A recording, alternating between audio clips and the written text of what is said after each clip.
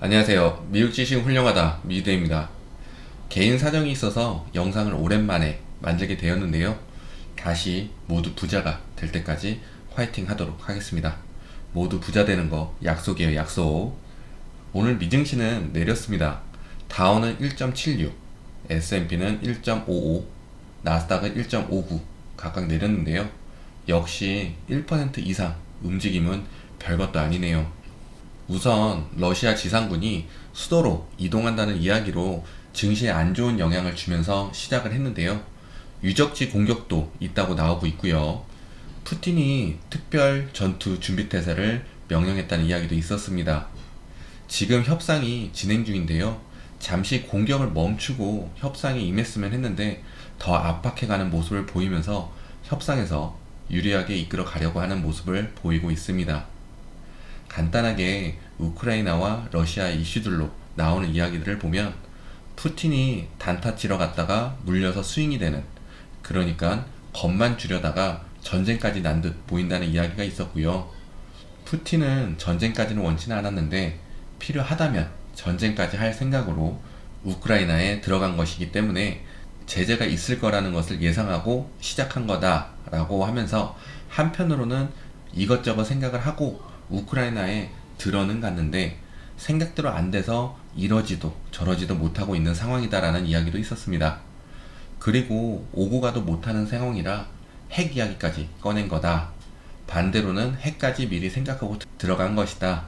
푸틴은 제2의 히틀러다 라는 말도 나오고 있는 상황입니다. 너무 여러 가지 추측성 이야기들이 많아서 딱히 어딘가에 치중해서 이해하기는 어려운 듯 합니다.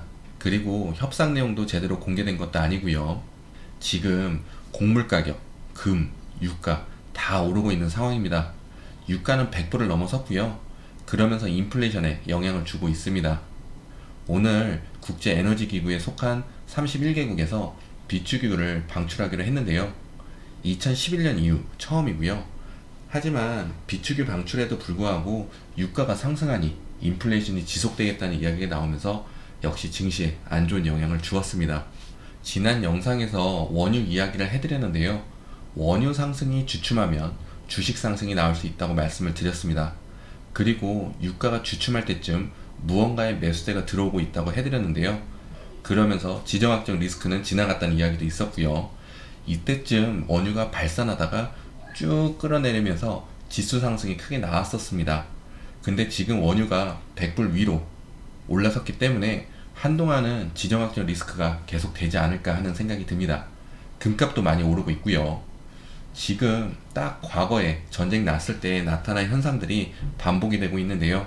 1990년 걸프전 때는 미증시가 20% 정도 하락하면서 안전자산으로 몰리고 10년 만기 미국채 금리는 8% 넘게 떨어졌었습니다.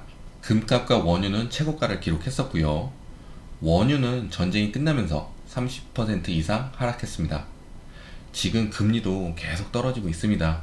2년물 금리는 1.3 부근까지, 10년물 금리는 1.7 부근까지 내려왔는데요. 10년물 금리는 2%를 넘어갔었는데 1.7까지 다시 내려왔습니다. 그러면서 은행주도 따라서 하락을 했고요. 그래서 원유와 금값이 주춤하면서 하락을 하는 모습을 보인다면 지정학적 리스크가 마무리된 것으로 볼 수도 있다는 이야기가 나오고 있는데요. 제가 빅스 지표 VXX를 보는 것과 같은 부분이죠. VXX는 증시가 오를 때는 쭉쭉 하락하는 모습이 나와야 좋은 부분이고요. 증시는 오르는 듯 보이는데 VXX는 횡보를 한다면 VXX는 상승할 확률이 높습니다. 1월 28일부터 쭉쭉 음봉이 출현했고요.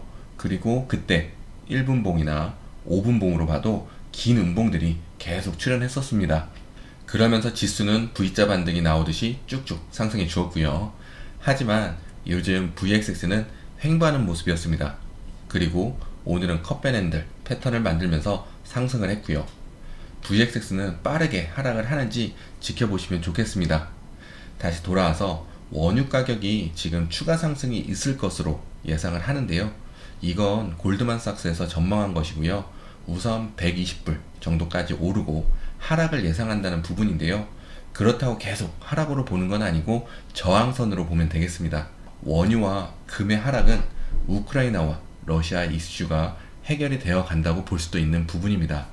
요즘 뉴스가 너무 뒤죽박죽이고 하루하루 달라지는 모습이라 증시가 어느 장단에 춤을 춰야 하는지 어려워하는 모습인데요. 우선 1월 24일쯤으로 해서 변동성이 어마어마했었습니다. 그리고 그 후 상승했다가 하락하면서 이 박스 구간에 들어왔는데요. 이 박스 구간에 다시 진입하게 되면 과거를 반복해서 변동성이 심하게 나올 수 있다고 말씀드렸습니다. 그리고 개인적으로 이런 밑꼬리를 별로 좋아하지 않는데요.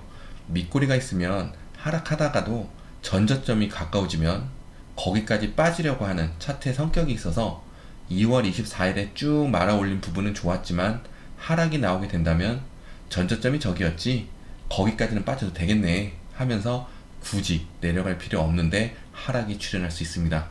여기 보시면 왼쪽의 긴 꼬리 때문에 오른쪽 캔들이 하락한 부분입니다.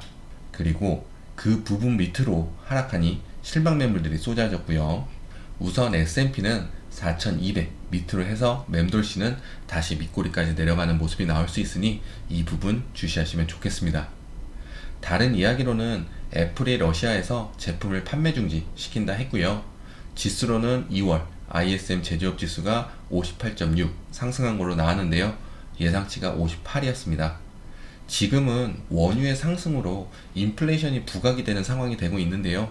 지정학적 리스크도 있지만 인플레이션으로 인한 변동성도 앞으로 지속될 수 있어서 한동안은 버텨야 하는 시간표가 되지 않을까 생각이 듭니다. 마지막으로 해드리고 싶은 말은 이런 장에서는 추격 매수보다는 하락할 때 매수하는 게 좋은 전략이 될 수 있습니다. 자신감을 가지시라는 말씀을 드리면서 영상 마치겠습니다. 모두 좋은 하루 보내시고 고맙습니다. 안녕.